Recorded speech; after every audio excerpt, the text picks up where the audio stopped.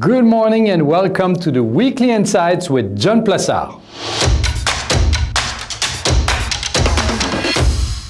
In a report I released this week, I explained that by joining forces with the 14 other Asian countries, China will expand its hold on the global economy.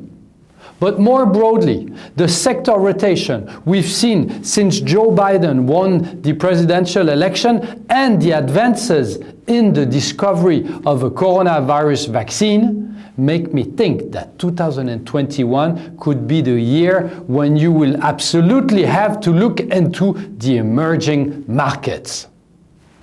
Across global markets, emerging markets assets embed most tangibly a combination of cyclicity, commodity exposure, China sensitivity, and pockets of deep value, all of which could be in favor through the course of the year.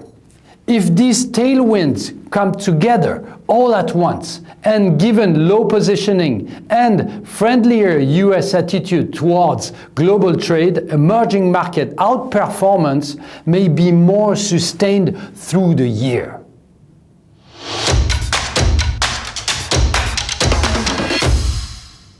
The acceleration of new cases of coronavirus in the United States is causing consumer behavior to turn around to levels seen earlier in the pandemic as US cities and states re-establish strict reconfinement measures.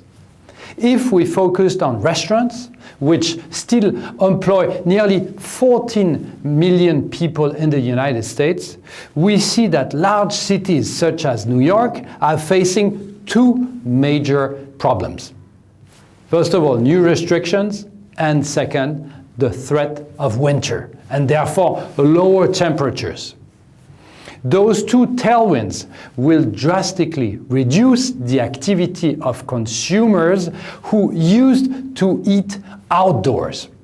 Goldman Sachs has even calculated that below 4 degrees Celsius and despite the heaters, consumers were deserting restaurants that already had only 25% capacity since last September.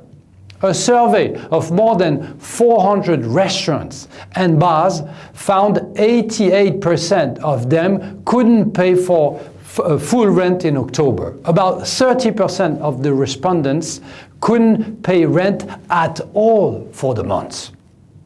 Compound slumping patron activity with capacity reduction and curfew, it's going to be one winter many restaurant operators in the city will never forget. Thank you very much. Have a great week. Stay safe. Read my morning and keep on winning.